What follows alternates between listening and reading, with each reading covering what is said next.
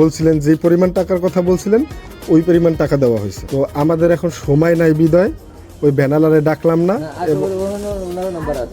আছে থাকলে আপনি এখন এটা আপনার দায়িত্ব রেখে গেলাম, ওইটার কাছে যাই না যেরকম ভালো হয় ওই 2 মাস বা 1 মাস 1 মাসের অ্যাডভান্স দিয়ে দিলেন 3000, 1 মাস চালাইলেন, দেন পরবর্তীতে ঝামেলা প্রতিদিন দেওয়া ঝামেলা না, এটা যেন না দেওয়া লাগে আর কি। হ্যাঁ, আমার ভাইয়ের আল্লাহ সুখে রাখুক, রোজার মাস আমাকে এই যেটা দায়িত্ব দিচ্ছে আমাকে আল্লাহ যাই মিলে ইচ্ছা আল্লাহ কবুল, এটা আমি আল্লাহ দিলে আল্লাহর কাছে শুকর। আমার ভাইয়ের জন্য দোয়া করি যে আল্লাহ আমার বাইরে আল্লাহ অনেক সুখে রাখে। আপনি যদি চান চেষ্টা করেন, আমি আশা করি এটা আপনিও আমার মধ্যে 3-4 গুণ আপনি ডেভেলপ করতে পারবেন এই অ্যামাউন্টে, ইন ফিউচারও যাইতে পারবেন। শুধু ডিপেন্ড করে আপনার উপরে, আপনার ভবিষ্যৎ আপনি কীভাবে পরিচালনা করবেন। সবসময় কালকে চিন্তাও একটু করা লাগে যে কালকে আমি কি করবো, কালকে কি, আজকে যদি সব খায়া ফেললে কালকে কি করবো।